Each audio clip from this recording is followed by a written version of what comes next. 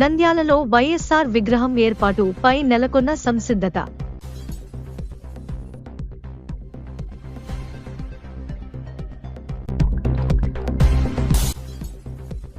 బండి ఆత్మకూరులో మెగా రక్తదాన శిబిరం విజయవంతం. యువత భారీగా రక్తదానం.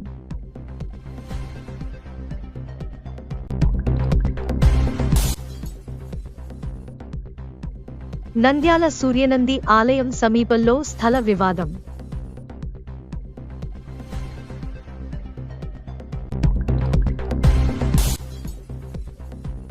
టీచర్లకు టెట్ షాక్. 20 ఏళ్ల సేవకు టెట్ పరీక్ష. టీచర్ల ఆందోళనకు సిద్ధం.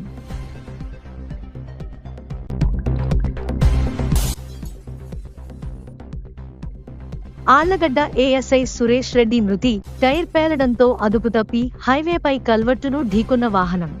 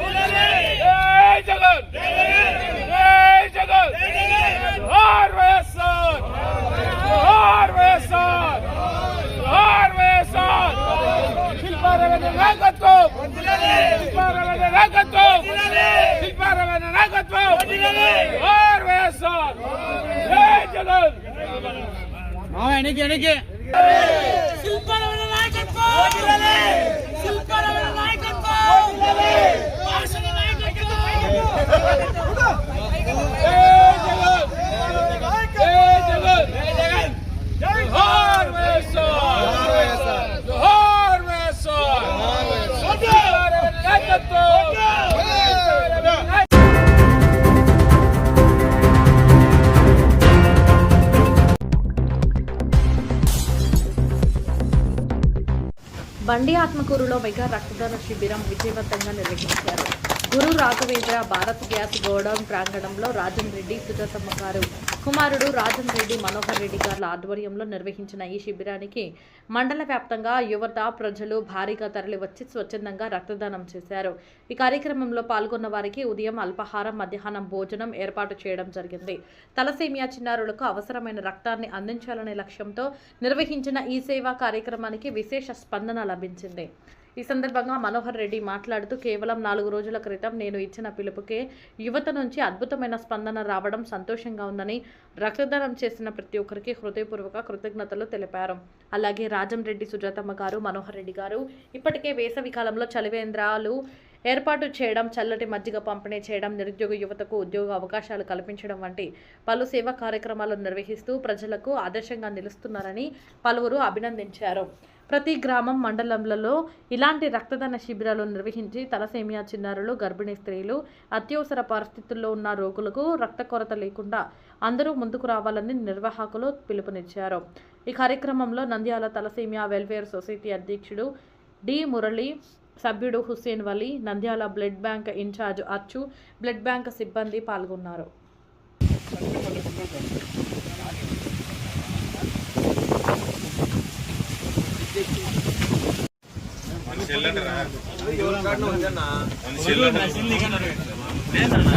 సార్ ఇక్కడ చూడండి సార్.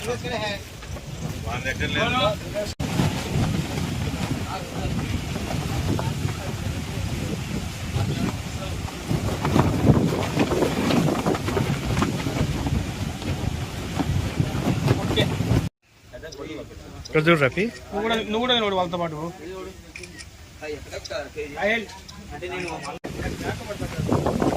ఇక్కడ చూడండి సార్. ఓకే.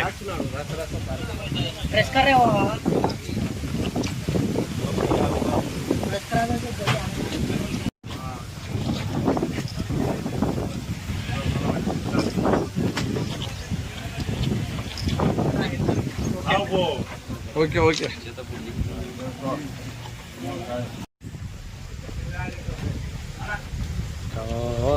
జగన్ జగన్ అభిమాన మీరు?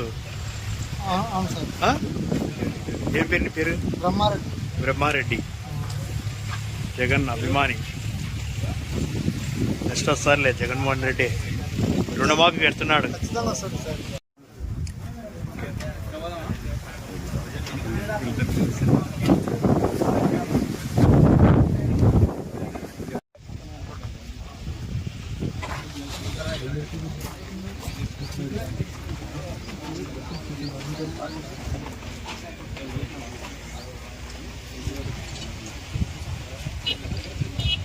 పడుతుంది లోపల ఇంట్లో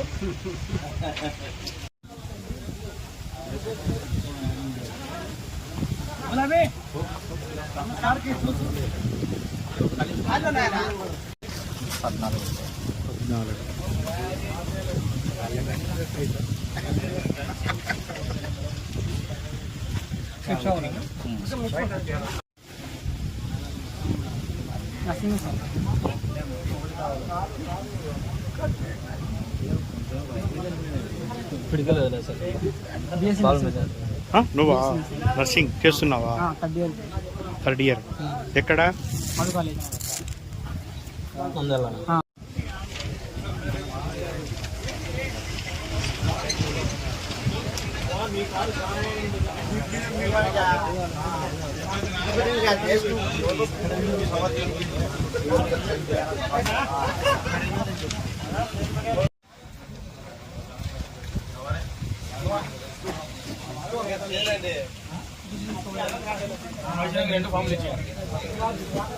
అన్నా సర్టిఫికెట్లు అందరికి ఇవ్వండి అన్నా.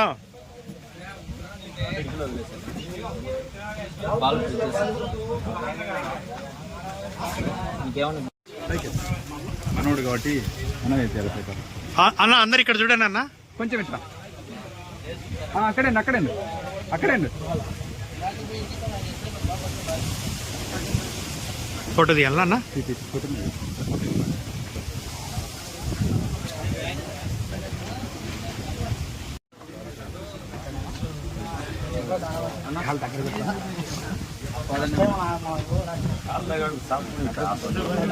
బ్లడ్ ఇవ్వడం ఫస్ట్ టైమా? ఏం ఫస్ట్ టైము? మంచి 6 నెలలకు ఒకసారి ఈ బ్లడ్ ఏం కాదు.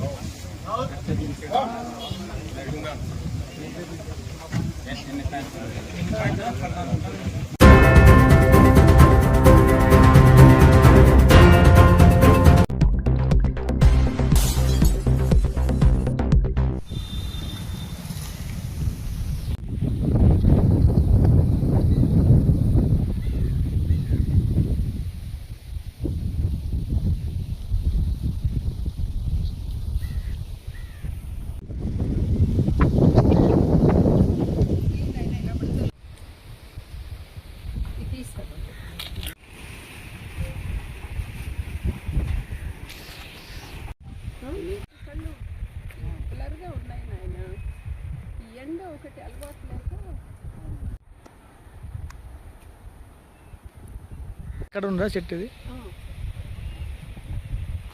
రామచంద్రుడు వాళ్ళు తమ్మళ్ళపల్లి వాళ్ళు పంపించారు. ఉన్నారు ఇప్పుడు, నేను పొలంలోనే ఉన్నా.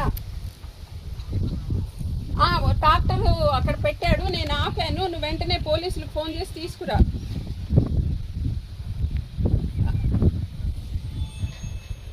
ముందు నువ్వు చెప్పు, మళ్ళీ నేను కూడా చెప్తా. ఎందుకంటే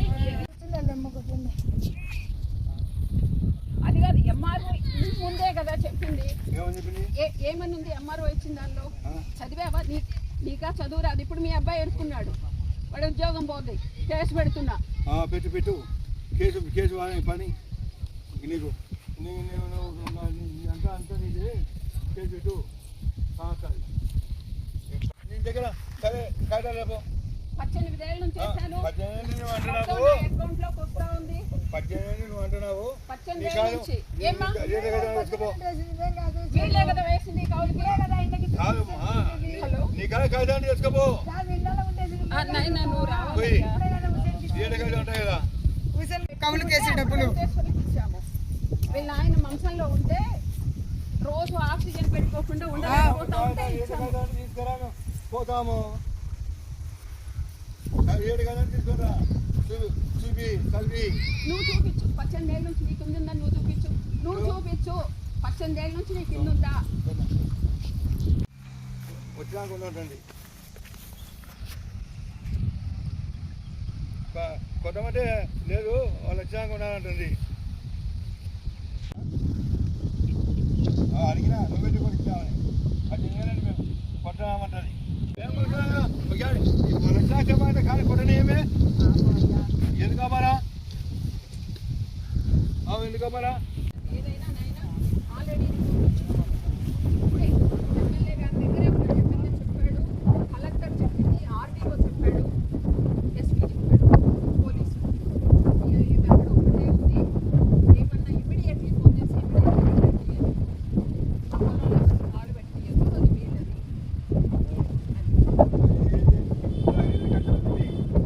చూపించుకున్నా అందరికీ చూపించుకుని వచ్చారు.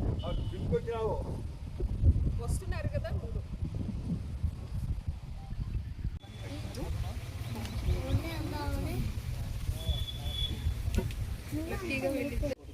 పోటీ పోతే చేసి తీసుకుని మాకే మీకు వస్తే మరి రావాలి స్టేషన్ కాడికి వచ్చిన తర్వాత మాకు ఇంజక్షన్ ఆర్డర్ తెచ్చుకున్నాము. వాళ్ళు అబ్జెక్షన్ చేస్తామని చెప్పి రావాలి స్టేషన్ కాడికి కావాలి. ఎవరు మీది ఏం పేరు మీ పేరు?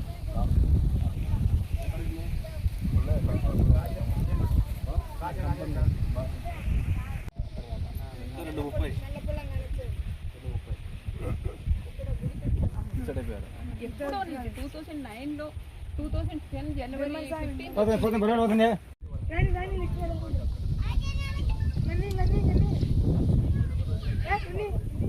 మేము ఇక్కడ వీరబ్రహ్మేంద్ర స్వామి కాలజ్ఞానంలో చెప్పిన దాని ప్రకారము ఆయన రాకకి ఆహ్వానంగా వీరబ్రహ్మేంద్ర స్వామి ఆలయము, ఆయనకి సింహాసనము కట్టాలని 2009లో శాంభవి భక్తులందరూ అక్కడ పొలం కొన్నారు సూర్యనంది ఆలయం పక్కన. ఆ పొలంలో అన్నపూర్ణాదేవి, గణపతి, వీరబ్రహ్మేంద్ర స్వామి ఆలయాలు కట్టడానికని దాని అరేంజ్మెంట్స్ కని నేను వచ్చాను. 2009లో ఆ పొలం తీసుకోవటం అయింది. ఆ పొలం వివాదం ఉంది, ఈ పొలం నాదే అని చెప్పేసి ఒక సైనికుడు ఈరోజు వాట్సాప్ కాల్ చేశాడు. అది మీద వాళ్ళదా, అసలు ఆ సమస్య ఏంటి? అది 2009లో టి వీరనారాయణ రెడ్డి గారి అనే ఆయన పేరు మీద రిజిస్ట్రేషన్ అయింది. రిజిస్ట్రేషన్ అయిన తర్వాత మళ్ళీ అది పెండింగ్ పడింది. అప్పటి నుంచి దానిలో బ్రహ్మంగారి విగ్రహం ఉన్నది, మా కుటీరం ఉన్నది, మేము వస్తూ పోతూ ఉన్నాము. తర్వాత కొద్దిగా వాతావరణం వల్ల ఆ కుటీరము శిథిలమైంది. ఇప్పుడు మళ్ళా కుటీరం నిర్మించి బ్రహ్మంగారికి అన్ని ఆలయము అవన్నీ కట్టడానికి వచ్చాము.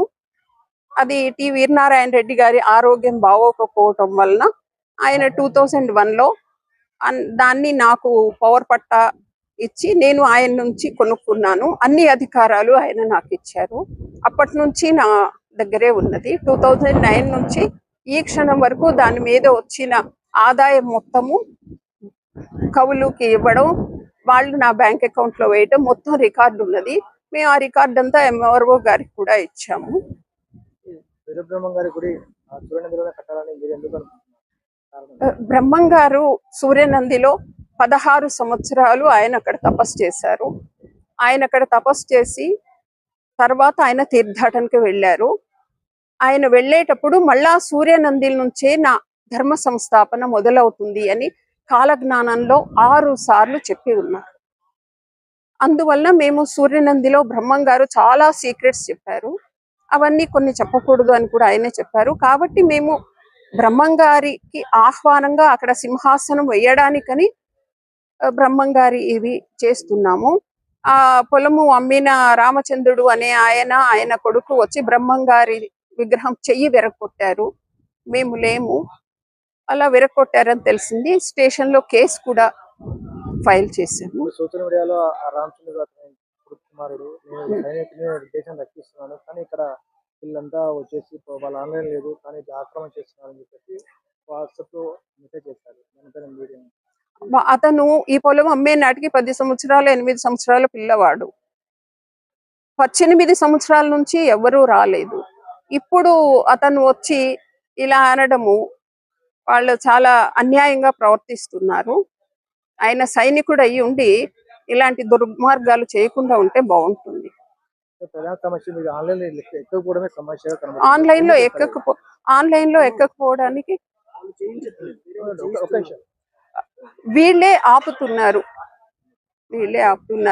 మధ్యలో దాన్ని 1945లో అమ్మిన ఒక ముసలి ఆయన వచ్చి, ఒక ముస్లిం ఆయన వచ్చేసి కోర్టులో కేసు వేస్తున్నారు. అందువల్ల అది ఆన్లైన్ కాకుండా ఆగిపోయింది. అర్జీ ఇచ్చామండి. ఎంఆర్ఓ గారు మేమే ఎంజాయ్మెంట్ లో ఉన్నామని హైకోర్టుకి చెప్పారు. నెక్స్ట్ ప్రాసెస్ మేము ఎంజాయ్మెంట్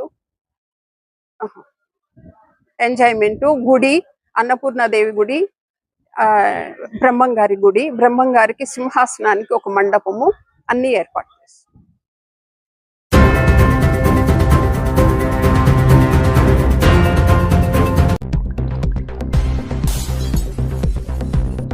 సార్, ఈరోజు మేము మంత్రి గారిని, గౌరవ న్యాయశాఖ మంత్రులు ఎన్ఎండి ఫరూక్ గారిని కలవడం మనకి ముఖ్య ఉద్దేశం ఏంటంటే, మేము ఉపాధ్యాయులుగా ఎన్నో సంవత్సరాల క్రితం select కాబడ్డాము.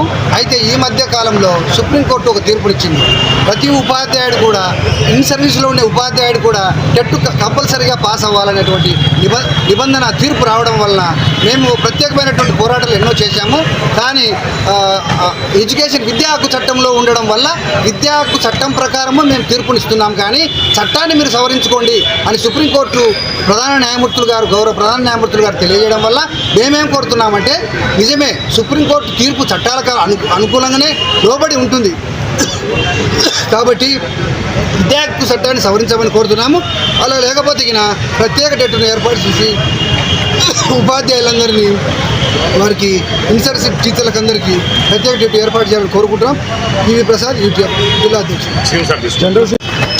Nandyal capital chairman Ramachandra Reddy. నేను టెట్ గురించి చాలా రోజుల నుంచి పోరాడుతున్నాం.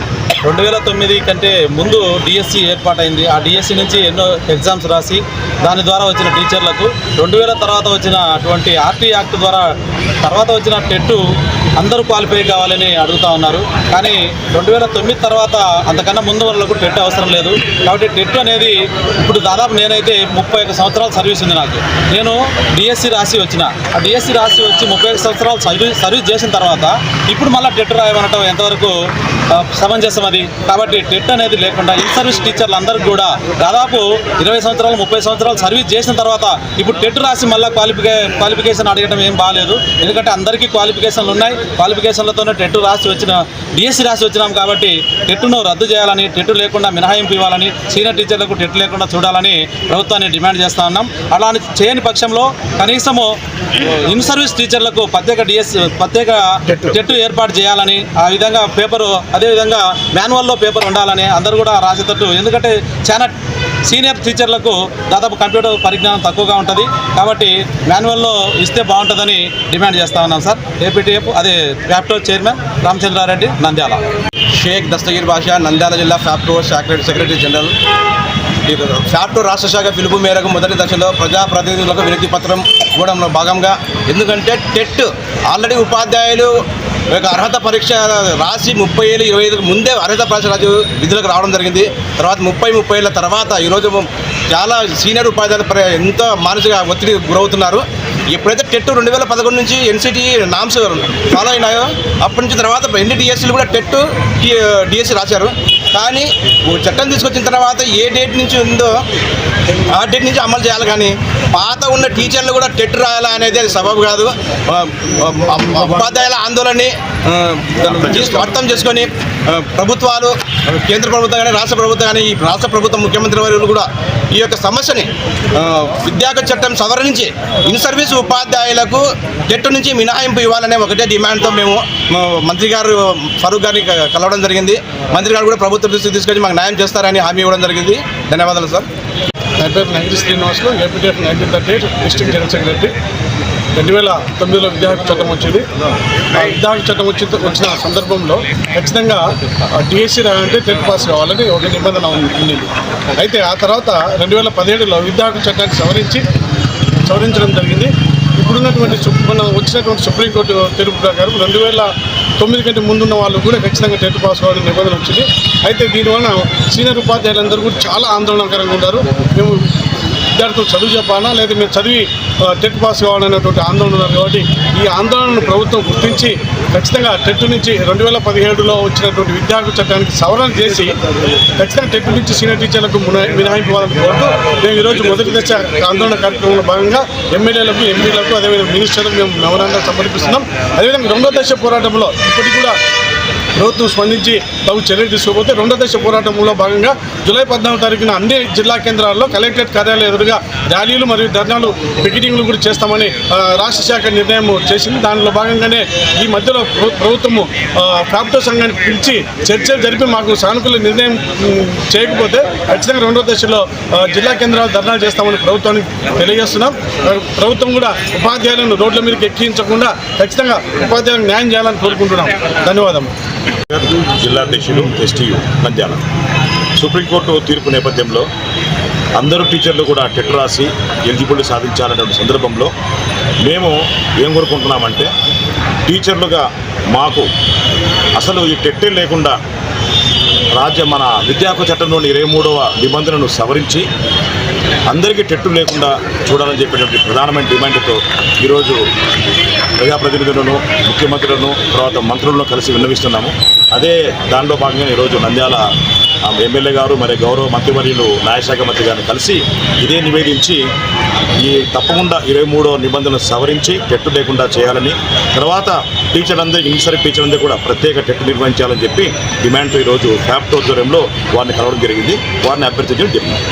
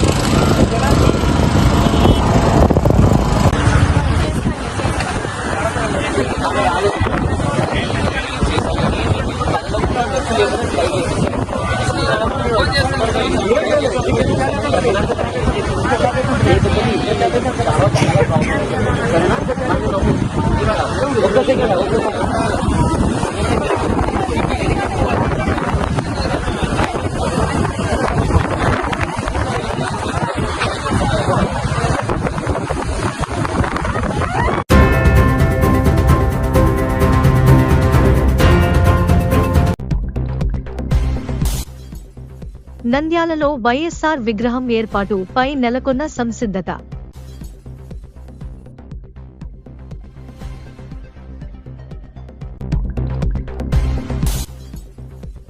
బండి ఆత్మకూరులో మెగా రక్తదాన శిబిరం విజయవంతం. యువత భారీగా రక్తదానం.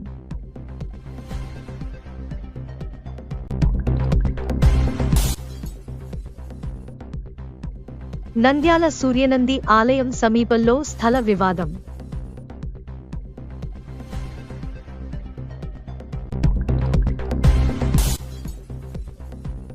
టీచర్లకు టెట్ షాక్. 20 ఏళ్ల సేవకు టెట్ పరీక్ష.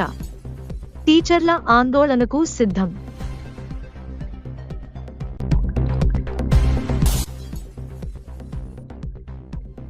ఆళ్లగడ్డ ఏఎస్ఐ సురేష్ రెడ్డి మృతి. టైర్ పేలడంతో అదుపు తప్పి హైవేపై కల్వర్టును ఢీకొన్న వాహనం.